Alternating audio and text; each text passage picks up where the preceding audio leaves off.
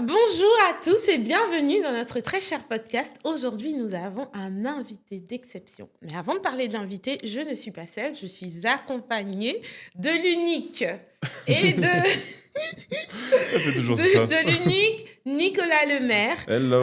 avec qui j'aurai l'honneur d'animer la session d'aujourd'hui. Notre invité du jour est très particulier parce qu'il a commencé à investir dans la crypto quand il n'avait que 16 ans.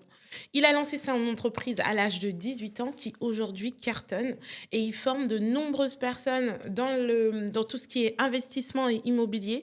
Et aujourd'hui, il a pu accomplir tout ça en l'espace de 3 ans à peine parce qu'aujourd'hui, il n'est âgé que de 21 ans.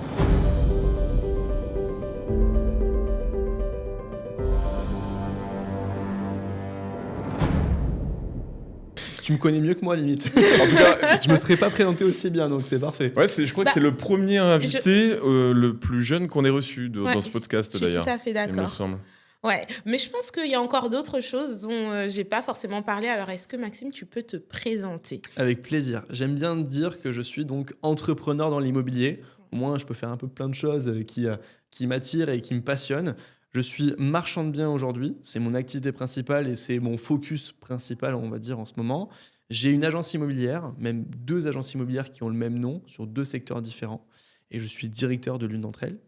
Et j'ai aussi une activité depuis quelques mois qui s'appelle Honor, qui est un club d'investisseurs, qui est aujourd'hui déjà le premier club en France d'investisseurs dans l'immobilier, avec une formule très accessible à partir de 20... Enfin, on était à 20 euros par mois depuis quelques mois. On est passé à 39 là, très récemment. Et ça continue à augmenter en nombre de membres. Donc, c'est aujourd'hui la première communauté en France sur l'investissement immobilier. Waouh! Ouais. Alors c'est vrai que Honor, donc moi on se connaît grâce grâce à ça. justement à Ouais. ça, parce que justement j'ai été adhérent Ouais. de ton club, donc on a pu échanger et discuter. Ouais. Est-ce que tu peux déjà nous parler un petit peu de tes différentes activités, parce que c'est vrai que bon, l'immobilier on connaît, mais des activités comme marchand de biens par exemple, qu'est-ce que c'est? Ouais, surtout à mon âge, c'est pas forcément les C'est pas marchands de biens. On commun. a en tête des Des personnes qui vieux. ont 45, 50 ans, Ouais. 60 ans, 70 ans des fois, Ouais, c'est et ça. qui sont les vieux briscards de l'immobilier et qui ont bien roulé leur boss et qui passent en mode marchand de biens. Du coup, moi, j'ai une spécialité, c'est que je fais des opérations d'achat, division, revente sans travaux. C'est-à-dire que je ne porte pas l'aléa des travaux. J'achète donc des biens que personne ne veut, j'aime bien le dire comme ça, et je revends des biens que tout le monde veut acheter. C'est comme ça que je le vois, le métier de marchand de biens. En gros, c'est un peu le métier de grossiste. Vous pouvez tous les deux aller acheter des bouteilles de cristalline directement chez Cristalline en commandant 150 packs de cristalline, Mhm. parce que c'est le quota minimum que livrera Cristalline en direct, pour beaucoup moins cher que ce que vous achèterez à Leclerc. Mais pourtant, vous allez aller à Leclerc pour acheter votre pack de cristalline. Et ben, c'est le même fonctionnement. Un immeuble de rapport à Montpellier à 1,5 million, il y a peut-être 25, la cible de marché, elle est peut-être de 25-30 personnes.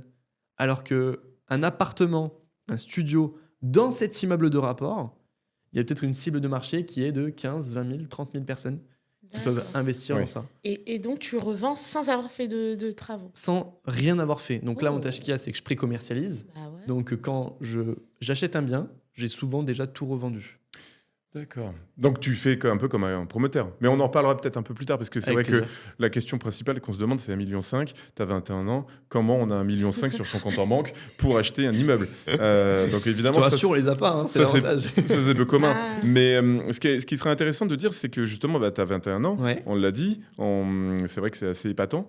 Donc déjà, félicitations pour tout ce que tu as fait. Ouais, bah, Merci. Et puis surtout, comment tu en es arrivé là? Qu'est-ce qui s'est passé pour que tu fasses tout ça? Alors, je remonte jusqu'à le déclic un petit peu. Quand j'avais 15-16 ans, j'ai eu un déclic où j'ai vécu dans un moment personnel assez impactant. J'ai eu ma mère qui a fait un énorme burn-out, très compliqué, puisqu'elle était numéro 3 d'une très grosse boîte qui faisait des millions d'euros de chiffre d'affaires. Et du jour au lendemain, elle a été licenciée pour une faute grave qu'elle n'a pas faite. Et le procès, pour tout vous dire, dure encore. Donc, c'est quelque chose d'un peu compliqué. Et on ne peut pas rentrer forcément dans les détails, mais ça a été très impactant pour elle. Donc aujourd'hui encore, c'est difficile pour elle de reprendre une activité professionnelle. Mais elle y arrive et elle a vachement avancé, elle a évolué. Je suis très très fier d'elle et très fier de ce qu'on a réussi à créer ensemble aujourd'hui. Mais quand j'avais 15-16 ans, je me suis un peu vu pousser d'une mission qui était de dire je vais investir dans l'immobilier et je vais entreprendre pour ma mère, pour lui sortir un salaire et qu'elle n'ait plus jamais à retravailler pour une boîte comme ça qui l'exploite, qui la traite vachement mal, etc. J'avais la vision du salariat qui était très mauvaise et je voulais pouvoir offrir une vie meilleure à ma mère. Donc c'est la mission que je me suis donnée qui était à 15-16 ans. Donc j'ai commencé à regarder tout ce qui était formation en ligne sur la partie investissement immobilier. Et je me suis focalisé sur la partie crypto-monnaie au début parce que c'est beaucoup plus accessible. Quand tu as 15-16 ans, tu peux pas investir dans l'immobilier. Sur Internet. Déjà que 18 ans, c'est difficile. Alors Ouais. 15-16 ans, c'était impossible. Donc je me suis formé sur la partie crypto-monnaie. J'ai gagné pas mal d'argent. Et ça m'a permis de commencer et démarrer dans l'entrepreneuriat. Donc la première étape, c'était la crypto-monnaie. Donc, pas mal d'argent. Tu as investi combien? J'ai investi 1 200 € au global et je suis Ouais. ressorti avec 100 000 € de bénéfices. Non. Mais Ah oui. l'échec le Ah. plus important, parce que je sais aussi que vous aimez qu'on soit transparent avec les auditeurs Mhm. qui nous écoutent, c'est que je suis monté à 300 000 €. Et j'en ai perdu 200 Mais on laisse pas de combien de temps? en l'espace d'un an en crypto-monnaie, en investissant Un truc de fou. sur beaucoup. Alors, je pensais être un génie de la crypto-monnaie. Et, si on peut en parler aux jeunes d'entre nous qui sont un peu naïfs et Ouais. qui pensent comme moi il y a quelques années, j'étais juste pas du tout un génie. J'étais très naïf sur le risque que je pouvais avoir sur l'investissement que j'avais. J'investissais sur des effets de levier. Je ne sais pas si vous connaissez un peu la crypto-monnaie et l'investissement, mais c'est un risque qui est énorme et on peut perdre beaucoup d'argent. Et on ne va pas se mentir, j'ai eu énormément de chance d'être au bon endroit au bon moment. Et c'était quasiment un peu comme du casino, sauf que tout montait. On était dans une période euphorique pendant le Covid Ah où oui. les actifs en crypto-monnaie ont explosé. Donc, tu as Oh, fait. mais tu t'as dit 2016. Là- Ah non, j'avais 16 ans. Ah, d'accord. J'avais 16 ans Ok. quand j'ai commencé. Ah ouais, donc vraiment, mais aujourd'hui, est-ce que les gens peuvent espérer avoir un gain aussi conséquent que le tien? Parce que Très- tu as fait un gain de 1000%. c'est- Ah oui, oui. énorme. Alors, Ce qui est, c'est pas en un coup, etc. C'est-à-dire que j'ai investi dans plusieurs crypto-monnaies. Il y en a que j'ai investi 200 € dessus. Elles ont augmenté des fois en 24-48 heures. Elles prenaient 150%, 200%. Je retirais, je remettais, etc. On investit beaucoup dans des shitcoins. Donc, c'est des coins qui ont une valorisation qui est très, très faible et où ça peut exploser. Je ne sais pas si vous avez vu le Trump, le coin de Donald Trump là, qui est sorti Ouais. dernièrement. Il a fait une croissance, il a fait un x14. Puis même, je crois, un x50 après, mais moi, enfin, je suis sorti à x14. Sur un coin comme ça, où on a mis 200 €, on est sorti avec 2000 balles. Quoi. Donc, c'était hyper rapide et hyper efficace. Mais il y en avait plein comme ça qui étaient toute la journée sur des coins qui se lançaient sur des plateformes de crypto-monnaie quand j'étais jeune. Donc, au tout début, je pensais arriver à détecter les bons projets, etc. Mais en fait, c'est que tous les projets explosaient. Mais Mm. c'est un coup de chance. Honnêtement, oui. Aujourd'hui, je peux le dire clairement, c'était de la chance. Et si tu refais exactement la même chose aujourd'hui, tu n'auras pas les mêmes gains parce qu'il n'y a pas une euphorie qui est telle qu'aujourd'hui, la crypto-monnaie, surtout sur les coins qui sont des plus petits coins, on n'a pas les mêmes valorisations qui se font aussi rapidement. Donc, non, tu n'auras pas les mêmes gains financiers. Et il y a plus de monde, donc forcément, c'est moins rare.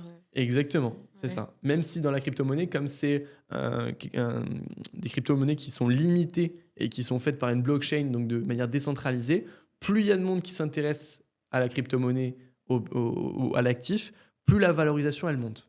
D'accord. Et comment t'es arrivé dans l'immobilier, du coup? Et en fait,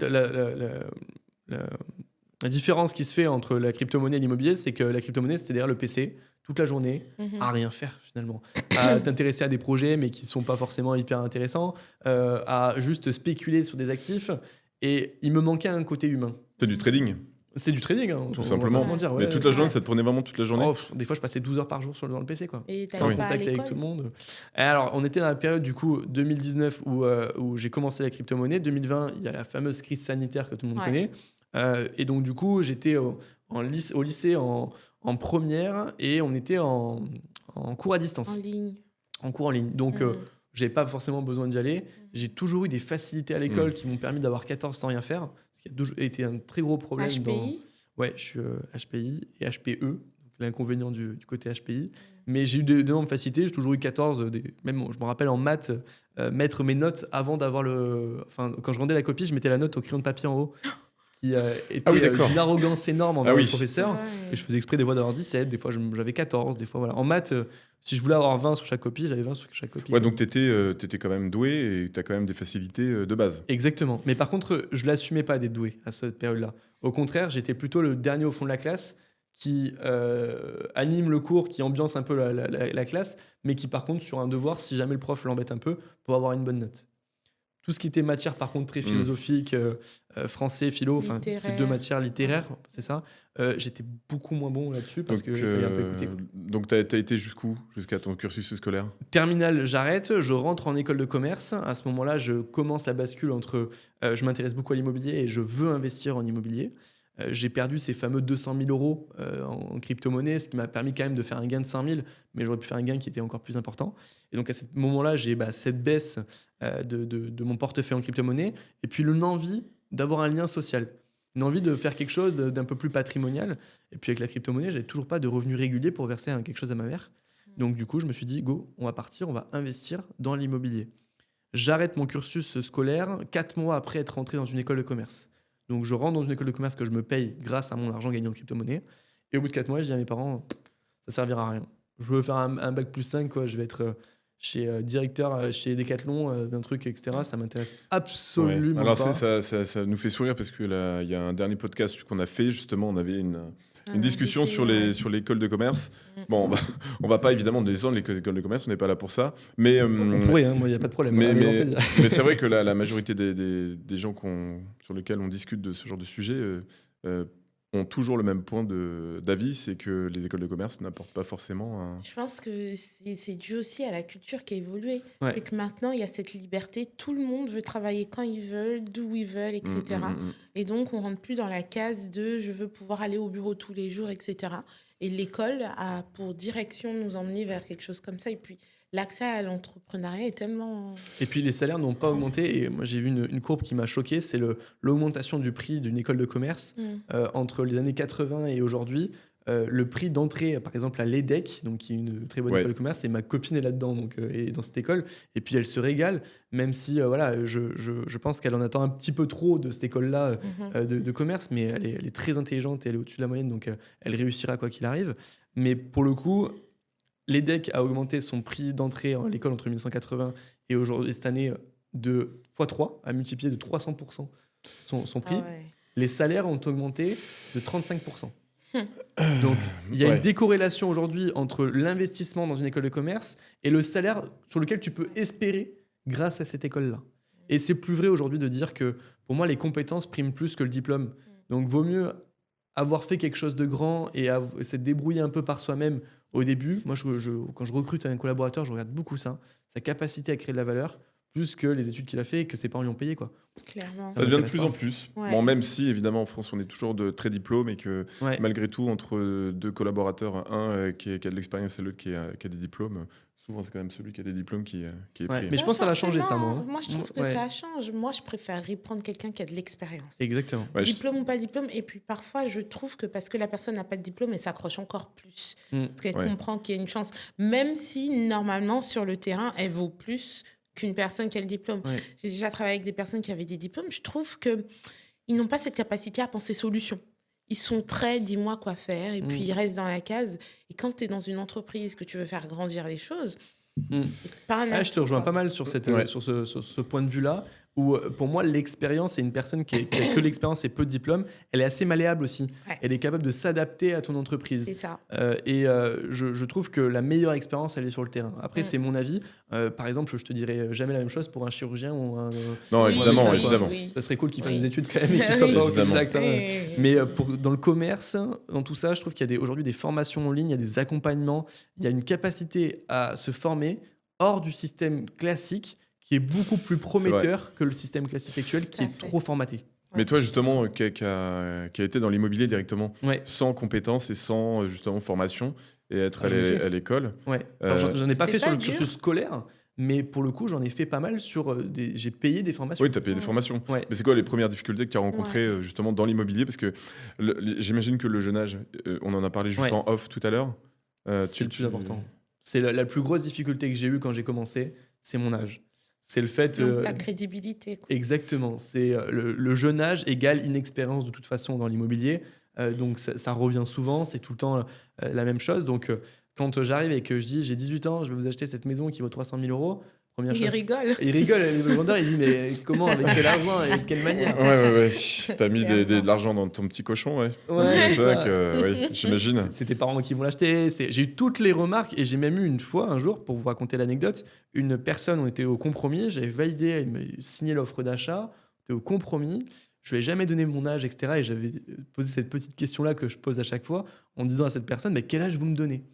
Et la personne, bon, je m'étais laissé bien pousser la barbe, etc., m'a donné 32-33 ans, alors que j'avais 18. Donc, je me suis dit, ouf, bon, ben, on Tant garde mieux. ça entre nous, tant mieux. Donc, j'étais sur ce petit jeu-là, donc elle savait que c'était un peu moins, mais elle pensait pas à 18 ans. Et quand elle a vu 2003 d'indiquer sur l'âge au moment de la lecture du compromis, elle m'a regardé comme ça, elle m'a dit, mais attendez, vous avez 18 ans? Vous avez l'âge de mon petit-fils. Jamais de la vie, je vendrai un bien à une personne qui a l'âge de mon petit-fils.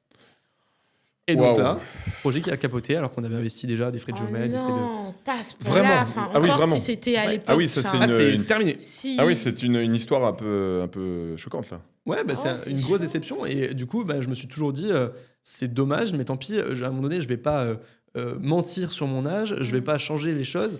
Il faut juste l'accepter et trouver les solutions pour y échapper. Mais là, tu Continuer. joues à un petit jeu dangereux. C'est-à-dire que tu demandais quel âge vous me donnez, non? Ouais. Donc, tu t'attendais quand même à ce qu'il y ait une réflexion et une pensée sur ton âge. Oui, mais en fait, non. Alors, je dis pas quel âge vous me donnez comme ça. Quand on me rencontre, je dis pas bonjour, quel âge vous me donnez à chaque fois. Mais c'est quand la personne me dit, mais Quand il quel âge demande. vous avez? Ah oui, d'accord. Et c'est à ce moment-là que je Ouais. pose la question. Non, je parle pas de mon âge. C'est le mot âge pour moi. Même des fois, on me pose la question, je rebondis sur autre chose en premier. Hmm. Et après, quand la personne était un peu insistante, je rebondis sur le truc. Aujourd'hui, je capitalise un peu sur mon âge, sur les réseaux sociaux, etc., parce que ça marche bien. Oui. De voir un jeune âge, etc., Mm. c'est inspirant, c'est motivant, et tant mieux. Du coup, je capitalise un peu là-dessus. Par contre, dans le monde professionnel, terrain, au quotidien, je ne capitalise absolument pas dessus. Mais bon, il y a des gens qui sont très compétents à 18 ans, 21 ans, et Exactement. d'autres qui ne le sont pas à 50 ans. Donc, Ouais. J'ai un agent immobilier dernièrement Ouais. qui m'a dit mais franchement, à votre âge, je suis sûr que c'est ce que vous faites, c'est pas vrai. Je dis mais regardez en fait, vous allez sur Papers, vous téléchargez les bilans, vous regardez tous les trucs. Je dis regardez-les, il y a pas de souci. Je dis par contre, la frustration que vous vivez vous parce que à 50, 55 ans, ce que vous avez fait, c'est pas autant que ce que j'ai fait en 3 ans. Ben J'y ça peux c'est rien. votre problème. Oui, C'est j'y votre peux rien. frustration. oui, à ça vous. c'est vrai que ça peut Mais- poser problème. Pour pouvoir faire tout ce que tu as fait, il faut un sacré mindset. Enfin, moi, des jeunes, même Mm. à 25, 26 ans, j'ai quoi? Ouais, je sais pas ce que je vais faire. Oui. Mais c'est la Enfin, maturité. C'était assez précis. Enfin, je pense que quel mindset ou quelle façon de penser ou peut-être quel livre ou qu'est-ce que tu as fait pour pouvoir faire en 3 ans ce que des personnes à 50 ans ne font pas. Ouais. Alors, je pense, vraiment hyperactif de base hein, dans tout ce que je fais. Quand j'étais petit, c'était un peu un inconvénient pour mes parents. Aujourd'hui, c'est vrai que c'est un vrai avantage pour moi dans l'entrepreneuriat. J'essaie de me canaliser un peu et de me focaliser sur certains projets, mais j'adore en fait monter des projets, j'adore participer à des négociations, voir la réalisation de mes idées, c'est un truc qui me fascine. Et puis j'avais une motivation qui était infaillible, j'avais une motivation qui était ma mère. Aujourd'hui, j'ai embauché ma mère depuis 2 ans, donc elle travaille à temps plein pour moi, donc c'est une réussite fondamentale de se dire que ben, je peux la payer au quotidien et en même temps qu'elle est épanouie et heureuse avec moi. Donc ça, c'est quelque chose qui, moi déjà, c'est ma réussite sur ça. J'essaie de nouveau et je travaille en ce moment pour être transparent avec vous sur un nouveau pourquoi. Un pourquoi qui est un peu plus personnel et qui n'appartient pas qu'à une autre personne. Parce qu'on peut arriver sur quelque chose qui n'est pas forcément très sain et d'arriver sur dépasser ses limites sans cesse pour ce pourquoi-là qui est un pourquoi hyper important. Donc c'était bien dans le début pour commencer. Là maintenant, je travaille sur un pourquoi qui est un peu plus personnel. Mais pour rebondir vraiment sur ta question, je me suis pas laissé le choix que de réussir rapidement. Donc finalement, si tu te laisses pas le choix tu réussis rapidement. Quand tu as un plan B, dans telle ou telle situation, bah, c'est déjà se laisser l'occasion d'avoir une porte de sortie à ton plan A. Moi, j'ai toujours eu un plan A, et si ça passe pas, en fait, ça passera parce que j'ai pas de solution secondaire. Quand j'ai quitté l'école de commerce, alors que j'avais payé 16 000 € mon école, et que j'ai quitté au bout de 4 mois cette école-là, je savais très bien que je voulais absolument pas y retourner. Et le pacte que j'ai avec mes parents, qui m'ont toujours soutenu et qui me font confiance sur beaucoup de choses, et je les en remercie évidemment. Après, je pense qu'à une période de leur vie, ils étaient tellement abattus par le burn-out de ma mère qu'ils n'avaient pas forcément trop le choix que de me faire confiance. Mais je pense qu'aujourd'hui, ils en voient le fruit de cette confiance-là, donc ils en sont satisfaits. Mais quand on commence sur un axe comme ça, où vraiment on est jeune, on se lance dans l'entrepreneuriat et on essaye de... Je me suis perdu dans ce que je disais. Ta motivation et justement ta vision. Ouais, la vision donc, de ce que je voulais faire, c'était directement pouvoir investir pour payer ma mère. Donc c'était que cette motivation-là que j'ai menée jusqu'au bout et qu'aujourd'hui j'ai réussi. Donc maintenant, on travaille sur d'autres choses. C'est génial tout ce que tu dis et c'est même beau. Est-ce que tu peux nous donner quelques chiffres? Par exemple, ta boîte embauche combien de personnes ou le chiffre que vous avez pu réaliser Alors, l'objectif, c'est de réaliser 5 millions d'euros de chiffre d'affaires cette année en marchand de biens. L'année dernière, on était aux alentours des 3,5 millions, 4 millions parce qu'on a des projets qui sont lissés et qu'on va terminer cette année, mais qui comptent sur la comptabilité de l'année précédente. Donc, on était aux alentours de ça. Ça fait une marge à peu près à 20%. Donc, c'est quand même un beau business pour quelque chose où on a très peu de salariés. On a un salarié et après, on a des apporteurs d'affaires donc qui sont rémunérés à la commission du projet. Ça correspond à combien de biens à peu près là, 7 biens l'année dernière, biens. par exemple. Et cette année, on va viser 10 biens sur le projet. On sait déjà le chiffre d'affaires qu'on va faire puisqu'on a des projets dans le pipe qui sont déjà enregistrés sous compromis, déjà pré-commercialisés, etc. Donc, on sait déjà à peu près combien on va faire dès le début de l'année, notre avantage. Et est-ce que tu peux nous expliquer un petit peu justement ce travail de l'immobilier? On connaît les classiques agences immobilières de location, d'achat et de vente de maisons. On connaît moins évidemment d'autres catégories de ce que tu as cité. Est-ce que tu peux nous dire aussi quelles sont les grosses problématiques dans l'immobilier quand on se lance? Quand on se lance, déjà, c'est d'avoir du réseau. La première problématique, c'est là où c'est le plus difficile, se créer un réseau de qualité et qu'on entretient et à qui on apporte de la valeur. Tout ça est très, très important. C'est-à-dire Comment que tu le fais? se créer un réseau et contacter une personne et dire voilà, je peux te proposer ça, ça, ça. Aujourd'hui, ça ne marche pas. Pour moi, se créer du réseau, c'est aller voir une personne et dire voilà ce que je peux t'apporter. Oui. Et c'est d'une manière très différente de dire si moi je fais gagner de l'argent à un propriétaire vendeur, si je fais gagner de l'argent à un apporteur d'affaires, etc., il va m'apporter des projets. Si je vois mon intérêt premier dans la discussion et dans le réseau que je suis en train de me créer avec la personne, ça ne marche pas et ça ne fonctionne plus.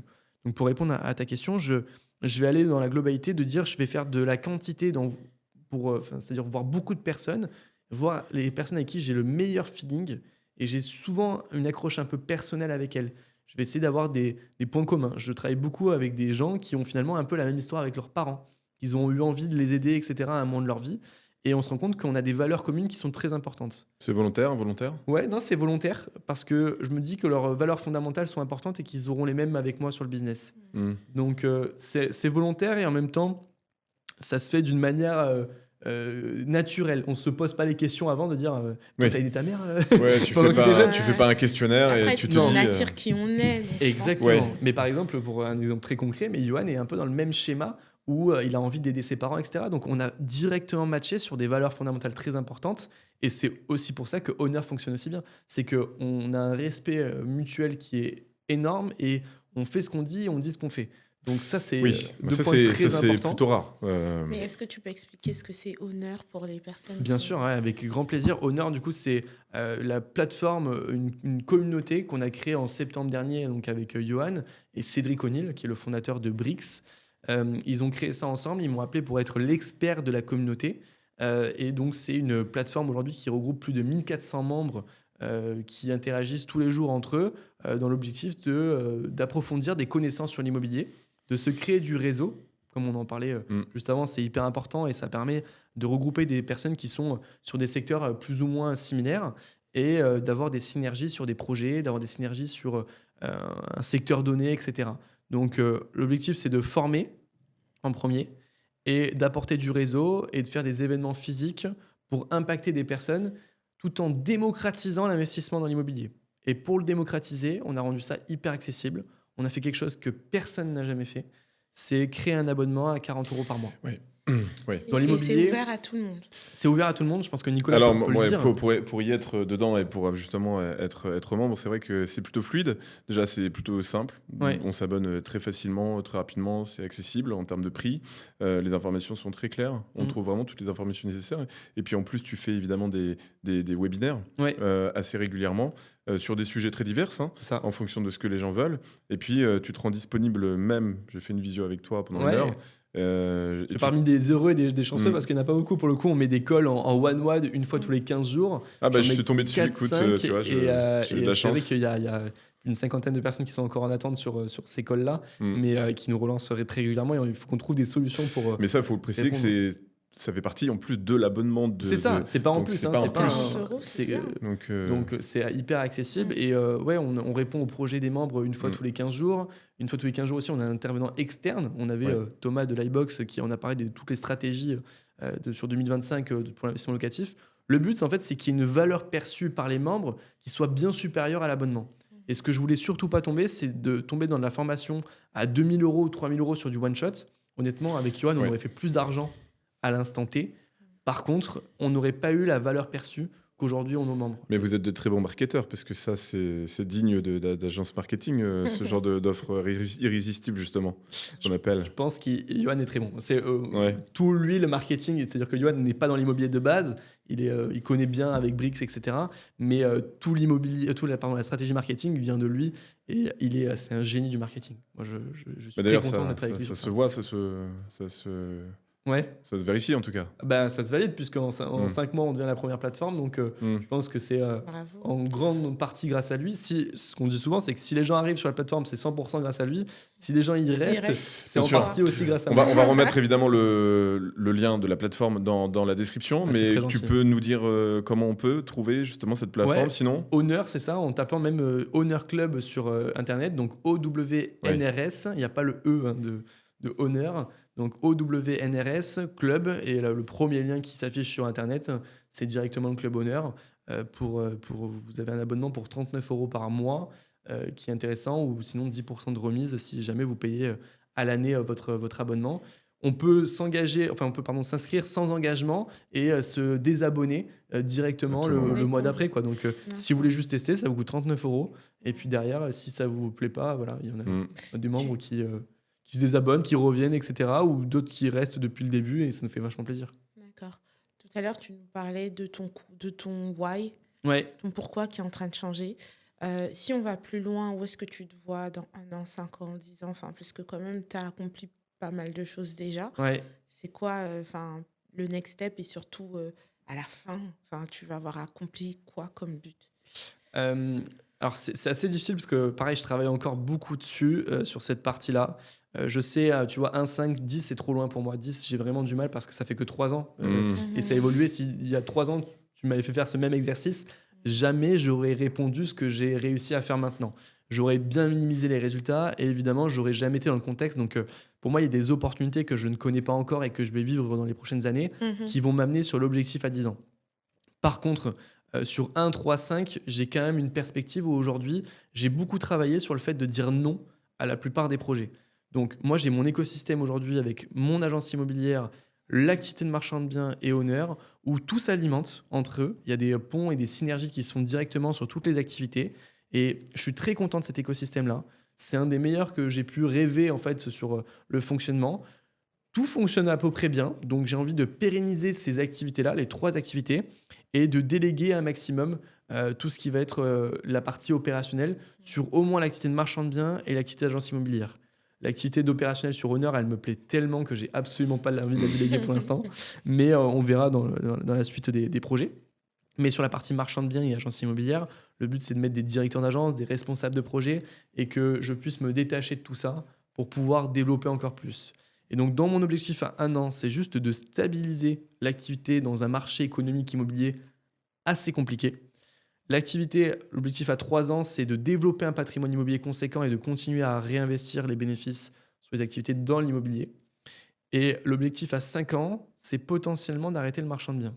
Donc, c'est un peu étonnant par rapport à tout mon parcours, mais c'est de me dire comment je vais pivoter sur marchand de biens, qui est de faire du cash rapidement, mais on crée très peu de patrimoine, à je fais finalement que de la création de patrimoine. Et ben, d'ici 5 ans, j'aimerais bien ouvrir une foncière et faire des opérations comme du marchand de biens, tout en conservant le bien. C'est-à-dire qu'on achèterait l'immeuble dont je vous parlais tout à l'heure, un immeuble à 1 million à Montpellier, ou que personne ne veut, ben nous, on aurait la capacité financière de l'acheter, avec les bénéfices qu'on a fait sur les années précédentes. On l'achète, on revend les biens dans ces immeubles-là qui sont les plus chers et qui ont la moins bonne rentabilité. parce que c'est souvent le cas. Dans les immeubles de rapport, on a toujours un grand T4 qui vaut très cher, mais qui finalement, en rentabilité, est pourri. Il est à 2-3% de rentabilité. Et on va conserver le petit studio qui a 7,5% de rentabilité. On va conserver le local commercial qui a 8,5%. On revend le reste. Et avec l'argent du reste, finalement, on a payé le coût d'acquisition total du projet. Et on repart sur notre projet. Sauf qu'on ne gagne pas de bénéfices. On gagne juste des lots gratuits. Et ces lots-là, l'avantage, c'est qu'ils ont des loyers en face. Donc, quand tu as acheté un immeuble à 1 million et que tu as revendu pour 1 million d'euros d'immobilier et qu'il te reste un local commercial à 2 000 euros par mois, c'est 2 000 euros de cash flow par mois. Et en plus, de patrimoine net, tu as 200 000 euros, 100 000 euros, 150 000 euros de patrimoine net sur cet actif-là. Pour revenir rapidement, là, parce que tu parlais de ta mère tout à l'heure qui était partie en burn-out, comment tu fais, toi, avec tes activités, même à 21 ans, de pas justement partir justement dans l'excès et d'avoir un équilibre de vie? Comment tu fais? C'est une question très importante et c'est quelque chose où j'en parle beaucoup avec ma mère parce qu'il y a des signaux du burn-out qui sont hyper importants. Et pour être très honnête avec toi, il y a 1 an, en mars dernier, manque un peu de sens dans ce que je faisais. J'acceptais beaucoup de projets qui étaient un peu pas forcément intéressants. Et je sentais mon corps m'indiquer des premiers signaux j'aime pas appeler le mot burn-out parce que pour moi c'est plutôt surmenage. C'est ça, parce que burn-out c'est trop dur, c'est trop impactant, et quand j'ai vu ce que c'était qu'un burn-out sur ma mère, l'impact que ça avait, ce que j'ai vécu, c'est rien du tout à côté. Mais j'ai vu un surmenage où on était dans l'incapacité, dans l'incapacité d'avancer sur des projets. Il y a des mails qui prenaient 1 semaine à répondre, il y a des messages WhatsApp qui prenaient 2-3 semaines. Je voyais un vrai surmenage où je ne savais pas par quel bout le prendre. Et il y en a beaucoup d'entrepreneurs qui vivent ça, qui se rendent compte que finalement, moi, la technique que j'ai eue, et c'est peut-être un peu radical, mais c'est de repartir de zéro sur tous mes mails, sur tous mes trucs. J'ai dit, je supprime tout. Donc, il y a des mails très importants et des mails, etc. Et je reprends tout, projet par projet. J'ai recontacté les personnes, et j'ai tout mis à plat sur mon activité. Et j'ai fait le point, j'avais 5 activités à ce moment-là. J'avais un podcast, j'avais l'accompagnement, j'avais la partie marchand de biens, et j'avais 2 autres activités liées à l'immobilier sur des startups. Et je me suis dit, c'est trop.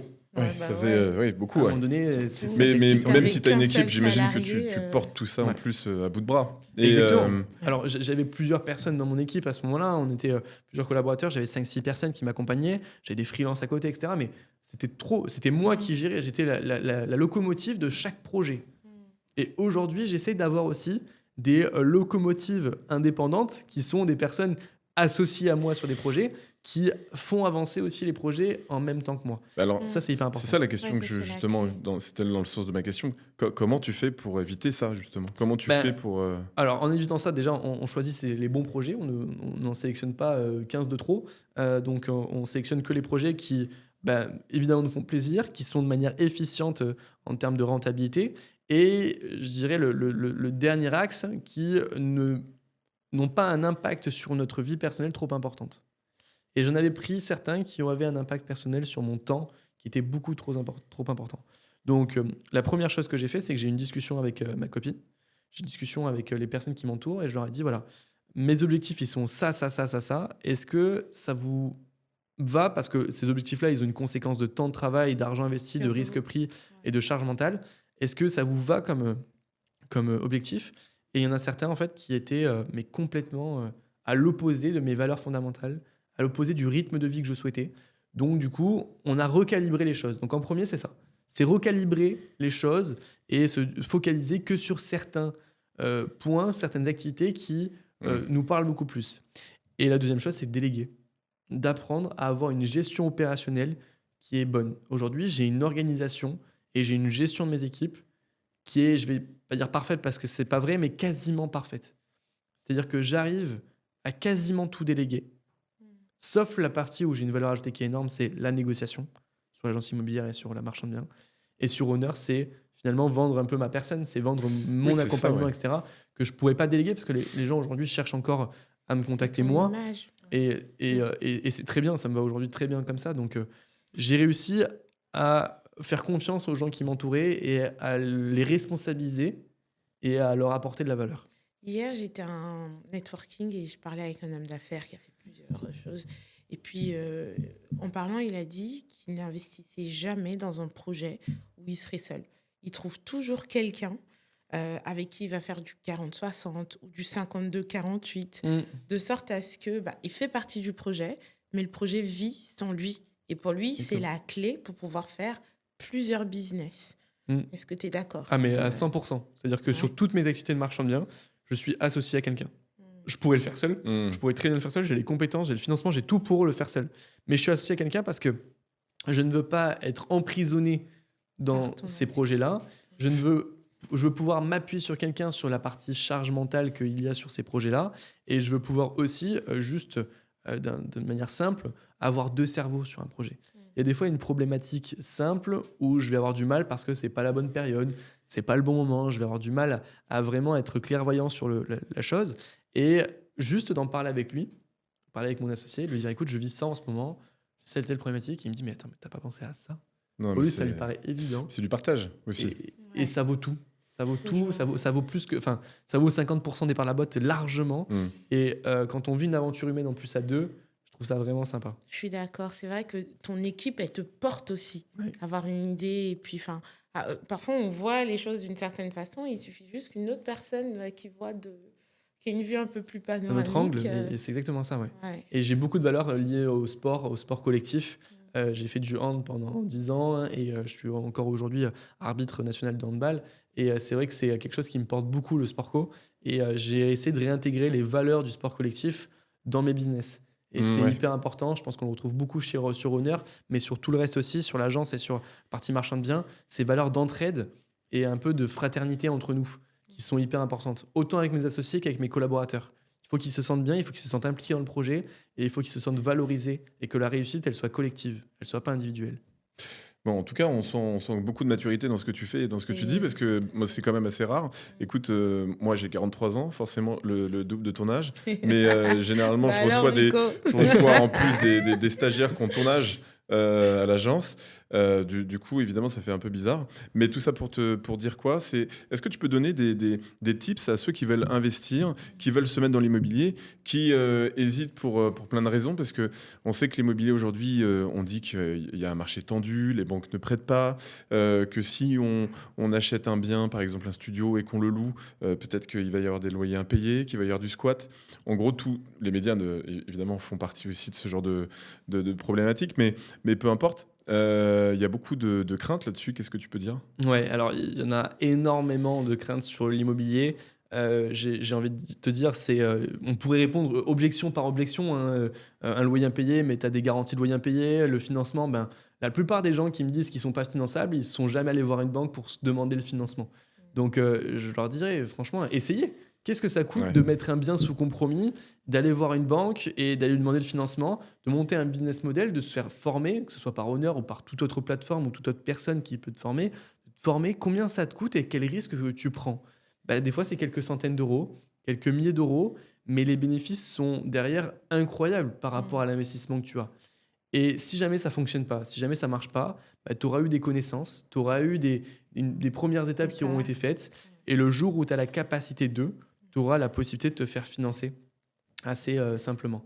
Donc, c'est-à-dire que pour répondre à la question de dire il y a un jeune aujourd'hui qui a mon âge, qui a envie d'investir en immobilier, moi je lui dirais, écoute, essaye soit de te trouver un associé avec qui tu peux investir en immobilier si tu n'as pas la capacité financière de le faire, et de gérer toute la partie opérationnelle en te formant, en commençant, en ayant vraiment des bonnes bases pour investir dans l'immobilier.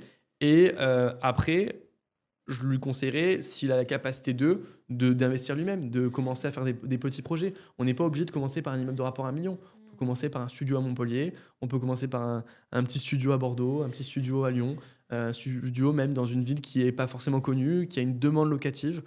On peut sécuriser son investissement en se formant bien et en ayant des premières étapes qui soient faites. Par contre, je déconseillerais toujours à quelqu'un d'investir dans un projet dans lequel il ne croit pas.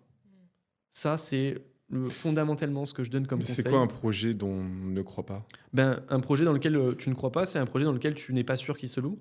Tu n'es pas sûr que tu arrives à le revendre derrière, à avoir une liquidité, tu arrives à l'acheter. Oui, de te projeter. Si tu n'as pas la capacité de te projeter sur la réussite de ton projet, alors n'y va pas. Oui. Parce que de toute façon, tu vas entraîner une spirale un peu négative qui fera que ton projet ne marchera pas. Tant que tu n'y crois pas à 100%, c'est que tu n'es pas assez formé pour y croire. Dans la plupart des cas, ce que je vois en tout cas en coaching sur ceux que j'ai eu en one-one, c'est ça. C'est-à-dire qu'ils ont le bon niveau de connaissance, mais ils ont juste des peurs par rapport à quelques points bloquants. Je réponds à ces blocages, je leur pose les bonnes questions, ils repartent du coaching en mode ouais, en fait, il faut juste que je fasse et que je passe à l'action. Oui, c'est ça. C'est ce que tu enseignes beaucoup d'ailleurs, justement le passage à l'action. Tu peux donner 3 tips, juste rapides, justement sur je veux investir, je sais pas quoi faire. C'est quoi les 3 tips que tu pourrais dire? Alors, un tips premier pour moi, ça serait d'investir dans des places de parking, dans des garages. C'est des choses qui sont assez sympas puisque c'est hyper accessible. On peut le faire avec un prêt étudiant, on peut le faire avec un prêt immobilier avec un peu d'apport, etc. C'est pas la meilleure rentabilité, mais c'est quand même assez sympa parce que ça permet de faire un premier pied et de faire de A à Z toutes les étapes, si tu veux, sur de l'investissement. Et c'est de l'enrichissement quand même, on le revendra toujours. On aura toujours besoin de places de parking parce qu'il y en a de moins en moins, notamment dans les centres-villes. Donc ça prendra de la valeur quoi qu'il arrive. Ça, c'est, je pense, un des premiers tips. Le deuxième que je peux dire, c'est un que je partage énormément, c'est la question qu'on me pose le plus sur les réseaux et sur Honor, c'est est-ce qu'il faut commencer par sa résidence principale en investissement ou c'est vrai. un investissement locatif? Vous diriez quoi, vous? Moi, je crois la réponse, mais tu dirais quoi, toi, Tocine? J'ai entendu les deux. Ouais, donc, souvent on entend les deux, de toute façon. Du coup, je sais pas. Moi, je pense que si tu loues quelque chose qui est pas mal, et tu sais que voilà, le fait d'être là, il y a d'autres avantages, investis parce que de toute façon, ça va te servir. C'est ça, parfait. Écoute, tu l'as bien dit. Moi, comment je le résume, c'est que dans 90% des cas, quand on achète sa résidence principale, il y a un aspect émotionnel qui vient prendre en compte. Oui. On était parti sur un budget de 200 000 euros, on est en fini à 240. C'est souvent ce qui arrive et on a un impact sur son taux d'endettement qui est énorme. Et derrière, on est bloqué, on ne peut plus rien faire. On ne peut plus créer de patrimoine. Si on achète une résidence principale dans l'objectif de le revendre derrière et de faire un premier achat-revente en résidence principale, c'est complètement OK. Et c'est la seule solution où la résidence principale est intéressante. Sinon, il faut absolument commencer par investir dans du locatif. Le seul cas où je dirais c'est intéressant de acheter sa résidence principale, c'est si la mensualité que tu paierais pour l'appartement que tu loues actuellement est beaucoup moins importante que le loyer que tu payes. Donc, pour donner un exemple très concret, un appartement T2 à Montpellier vaut 200 000 euros. Sur un bon secteur, T2 à Montpellier, ça vaut 200 000 euros. Cet appartement-là, on pourrait le louer 750 euros, 800 euros par mois. Si je l'avais acheté 200 000 euros, avec les frais notaires, tout compris, etc., il me serait revenu en mensualité à payer à quasiment, avec les taux actuels, 1300, 1400 euros. Ah oui. Donc, il y a une mensualité qui serait beaucoup plus importante que le loyer que je paye. Donc, ma capacité après d'endettement, elle est nulle, je ne peux plus investir derrière. Donc, si l'objectif, c'est d'investir, et les gens qui me contactent, ils sont intéressés par l'investissement, je leur dis, investissez, restez locataire. Au moins, oui, votre taux d'endettement va être un peu impacté parce que sur un projet comme ça, on va peut-être avoir 1 000 euros de mensualité, donc 1 000 euros de charges qui vont avoir impacté les revenus de la personne. Mais vous allez avoir aussi vos revenus qui vont augmenter par rapport au loyer du locataire. Donc le taux d'endettement est impacté, mais pas énormément. Et on peut faire 3 appartements à 100 000 euros par exemple, pour une personne qui gagne 2 000 euros par mois, avec un locataire à chaque fois. On peut en faire 3 d'affilée comme ça, alors qu'on pourrait faire qu'une seule résidence principale à 150 000 euros. Vous voyez un petit peu la différence et au moins concrètement, après évidemment ça dépend du loyer de la ville et ça dépend de beaucoup de choses, mais dans les ordres de grandeur, on est à peu près sur ça, à plus ou moins 10 000 euros près. En gros, tu bâtis ton patrimoine et au bout d'un moment, ça te fera que du passif, quoi. Exactement. Et au moins, tu auras amorti toute cette partie-là. Alors, c'est vrai que verser un loyer à un propriétaire, alors que ça pourrait être toi le propriétaire, des fois, c'est un peu d'argent perdu. Mais vaut mieux gagner de l'argent avec un investissement locatif et en perdre un peu à côté que de payer juste le remboursement de ta mensualité et derrière, ne pas se créer de patrimoine conséquent. Parce que là, tu te crées un effet de levier qui est énorme.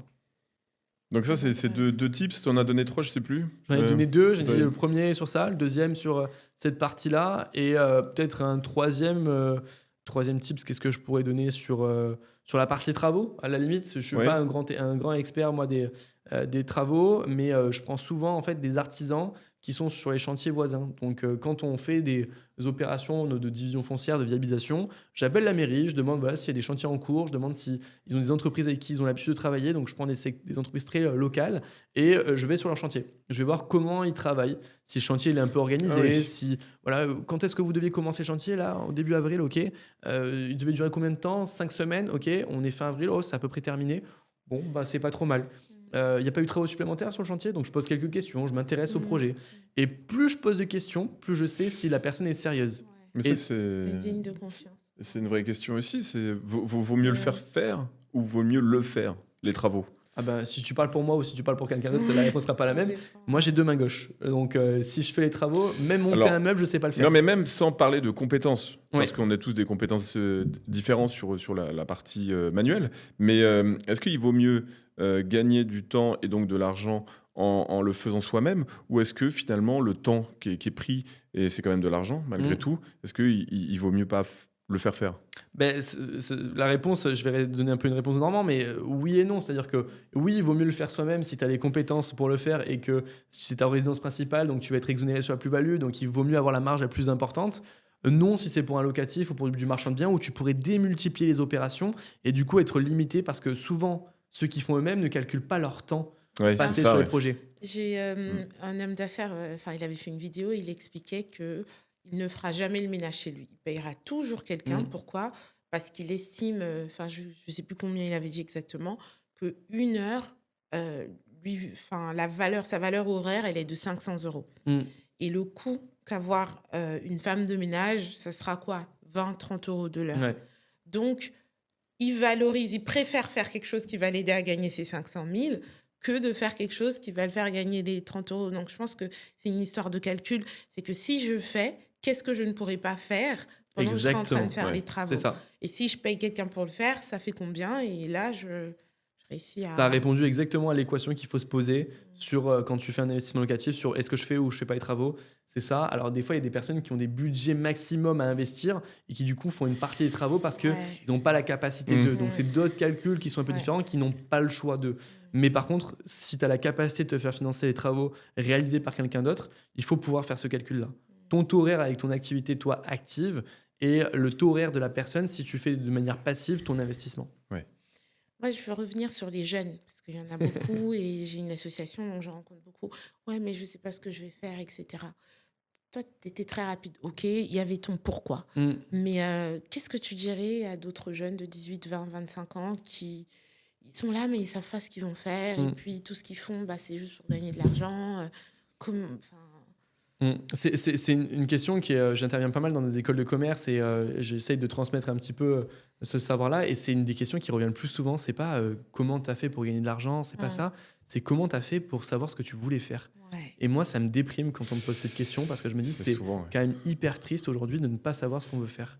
Mais je la comprends, et en fait, il y a tellement de possibilités, on voit tellement de choses avec les réseaux sociaux, on culpabilise tellement de trucs que c'est difficile, et des fois ça met une pression qu'il ne faudrait pas se mettre à chaque personne. Donc, s'il y a des jeunes auditeurs aujourd'hui qui nous écoutent, j'aimerais bien leur transmettre juste un message de dire essaye quelque chose, et tu as toujours la chance de pivoter. Par contre, le temps que tu passes à ne pas savoir ce que tu fais, c'est du temps qui sera perdu et qui ne te servira à rien. Donc, moi, j'essaierai n'importe quoi. Et dans mon parcours, on est passé par la crypto-monnaie. Crypto-monnaie, à un moment donné, ça ne m'a pas forcément plu. Je suis passé par autre chose, mais j'aurais pu rien faire pendant 2 ans. Mais finalement, j'ai fait de la crypto-monnaie qui, aujourd'hui, fondamentalement, ne me plaît pas. Et je me dis, du coup, j'ai arrêté ce projet-là pour un autre projet. Pour le fait de me dire, je vais faire quelque chose qui me plaît le plus. Donc, et dans mon parcours, c'était ça à chaque fois, parce que j'ai été investisseur avec Green Living, on faisait du clé en main locatif, etc. Donc, à chaque fois, je suis passé par d'autres projets qui me plaisent plus et où je gagnais un peu plus d'argent en plus. Donc, c'était dans l'équation de ce que je recherchais. Donc, teste un projet. Sois stagiaire, demande à quelqu'un. Ouais. C'est un peu la mentalité américaine, fail, oui, c'est ça, de se tromper échoue, et puis de recommencer. C'est comme ça que tu apprends et tu apprends. Finalement, c'est comme ça que ça marche. Le temps passé à ne rien faire, il n'est jamais valorisé. Et j'ai du mal, après je suis hyperactif, donc moi c'est pas une mentalité que j'arrive à comprendre, mais une personne qui me dit je vais me laisser 6 mois et je verrai bien ce que je fais, etc. Dans les 6 mois, elle n'a pas forcément plus d'idées. Elle prend 6 mois de plus, plus 1 an, plus 2 ans, et puis au bout de 3 ans, elle te dit « Oh, putain, tout ce que t'as fait, toi, c'est impressionnant. » Et j'en rencontre, j'ai des amis à moi qui sont comme ça et que j'adore, hein, que j'apprécie, mais on est trop différents sur ces parties-là. Il y a des gens qui avancent plus vite que d'autres. Exactement. Et c'est OK si c'est bon pour eux, mais il y a des fois, c'est une frustration parce que juste, il manque d'aller chercher un peu une activité, une passion à développer, quoi. Et je suis d'accord. Je pense que le fait d'être actif, ça finit par te mener à là où tu dois aller. Exactement. Mais quand tu fais rien, bah, c'est là que On tu va, perds du temps. on va devoir, on va Clôturer devoir en ici. tout cas Ouais. s'arrêter là parce que c'était vachement enrichissant, Trop bien. mais je sais que tu as un train qui t'attend. Ouais, Parce juste que après. Mais... parce que tu es dans le sud de la France, c'est ça, hein? Exactement, je suis à côté de Montpellier. J'ai une petite ville qui s'appelle Vendargues, qui est une ville de 8000 habitants juste à côté de Montpellier. Donc, je suis venu sur Paris pour vous rencontrer et rencontrer d'autres personnes aussi. Bah, merci Donc, Bah, d'être merci, c'était venu. un plaisir. Beaucoup Merci de pour valeur. l'invitation. Bah, merci génial. encore Très gentil. d'être venu. Et puis, alors, pour terminer, Ouais. est-ce que tu peux nous dire exactement où est-ce qu'on peut te retrouver? Je sais que tu m'as dit que tu avais fait également des podcasts. Ouais. Comment s'appelle ce podcast? Où est-ce qu'on peut te retrouver? Alors, Où est-ce qu'on peut voir ça? Podcast ça s'appelle Tous Entrepreneurs et ça fait partie d'une des choses que j'ai arrêtées du coup cette année. Le dernier podcast est sorti en novembre dernier, mais par contre on peut me retrouver sur Instagram et sur LinkedIn, Maxime Wafflard, W-A-2-F-L-A-R-T. J'ai Ouais. un nom très compliqué, Ouais, on va couché le dehors. on va le renoter, mais Et à chaque fois, je le répète et je l'épelle. Mais n'hésitez pas à m'envoyer des messages sur Instagram ou LinkedIn. Ça sera avec grand plaisir que je prendrai le temps d'y répondre.